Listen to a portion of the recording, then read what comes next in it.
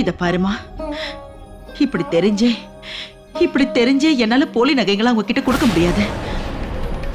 பொய் சொல்லி ஏமாத்து வேலை பண்ணி இத ஒரு ஆரம்பமா வச்சு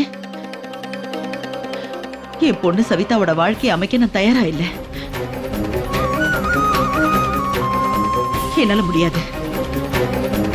இத பாருங்கம்மா, அப்ப நம்ம என்ன பண்றது? வேற என்ன வழி இருக்கு?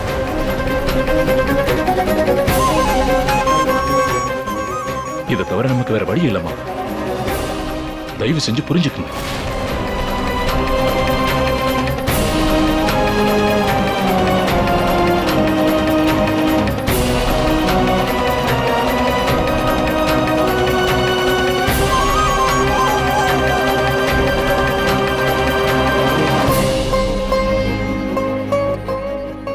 பேசாம ஒண்ணு பண்றேன். நான் போய் அவங்க கிட்ட எல்லா உண்மையும் சொல்லிடுறேன்.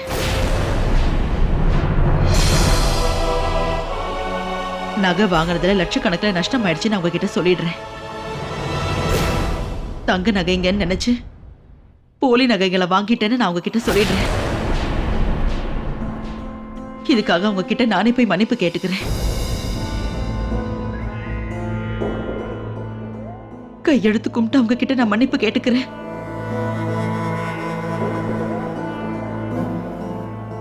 என் பொண்ணோட வாழ்க்கையை எப்படியாவது காப்பாத்துங்கன்னு சொல்லி கேட்கிறேன்.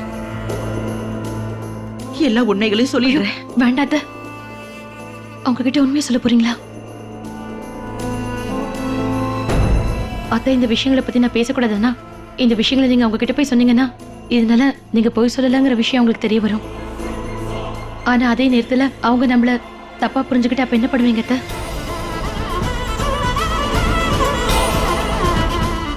நீங்களே கொஞ்சம் நல்லா யோசிச்சு பாருங்க அத்தை. அவங்க கிட்ட போய் நீங்க உண்மையை சொன்னா உங்க பொண்ணுக்காக நீங்க உண்மையை சொல்றேன்னு சொல்றீங்க. ஒருவேளை இது அவங்களுக்கு பிடிக்காம போச்சுன்னா அவங்க இந்த கல்யாணத்தை நிறுத்தினா என்ன பண்ணுவீங்க அத்தை? அவ கல்யாணம் நடக்காதுன்னு எனக்கு ரொம்ப பயமா இருக்கு அத்தை.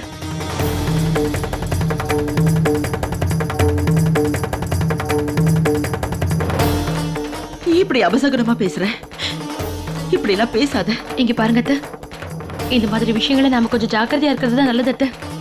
இது எத்தனையோ லட்சங்கள் சம்பந்தப்பட்ட விஷயம், எத்தனையோ லட்சங்கள். இந்த ஊர் உலகத்துல இப்ப எல்லாருமே பணத்துக்கு தான் முக்கியத்துவம் கொடுக்குறாங்க அத்தை. இப்ப எல்லாம் பணம் மட்டும் தான் முக்கியம் அத்தை. சம்பந்தி, உறவு முறை எதுவுமே முக்கியம் இல்ல. பணம் தான் எல்லாருக்குமே முக்கியமா போச்சு அத்தை. இங்க பாருங்க அத்தை, நீங்க உண்மையை சொல்ல போய் உங்களோட சம்பந்திங்க உங்களை தப்பா புரிஞ்சுக்கிட்டு என்ன பண்ணுவீங்க? ஒருவேளை நீங்க சொல்றதையே கேட்கலன்னா அப்ப நீங்க எதுவும் பண்ண முடியாது இல்ல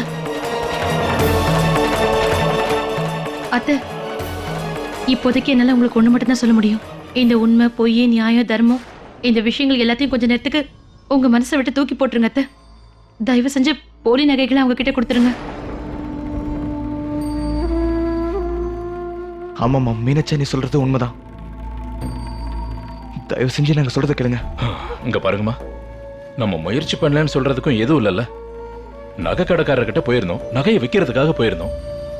அவர் இல்லைன்னா அதுல நம்ம தப்பு என்னமா இருக்கு? அதனாலதான் சொல்றேன், கடவுள் மேல பாரத்தை போட்டு நகைகளை கொடுத்துருங்க. என்ன நடக்குமோ அது நடக்கட்டும், பாத்துக்கலாம். அம்மா, சவிதா கல்யாணம் நின்று போச்சுன்னா மானமே போயிடுமா, ப்ளீஸ். அத்தை, சவிதா அவங்களோட ஒரே பொண்ணு தானே. அவளோட வாழ்க்கையை பத்தி அது கொஞ்சம் யோசிச்சு பாருங்க அத்தை. இந்த கல்யாணம் ஒருவேளை நின்று போச்சுன்னா அதுக்கப்புறம் அவளை யார் ஏத்துக்குவாங்க? அவளுக்கு நாம எங்க வரன்னு பார்த்திருக்கோங்கிற விஷயம் இந்த ஊர்ல இருக்க எல்லாருக்குமே தெரியும். இந்த நேரத்துல கல்யாணம் நின்று போச்சுன்னா அது எல்லாருக்குமே தெரியும்.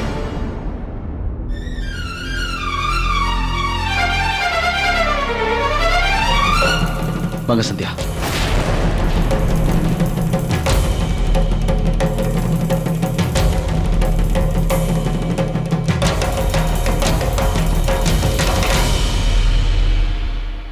அதிகமா எதுவும் யோசிக்காதீங்கம்மா. என்ன நடந்தாலும் பாத்துக்கலாம். நாங்க உங்களுக்கு துணையா இருப்போமா. கடவுள் எந்த தப்பு நடக்க விட மாட்டாரு. வாங்க, இந்த நகைகளை அவங்களுக்கு கொடுத்துடலாம். போலாம். சரோஜா, இப்ப நாம என்ன செய்யறது?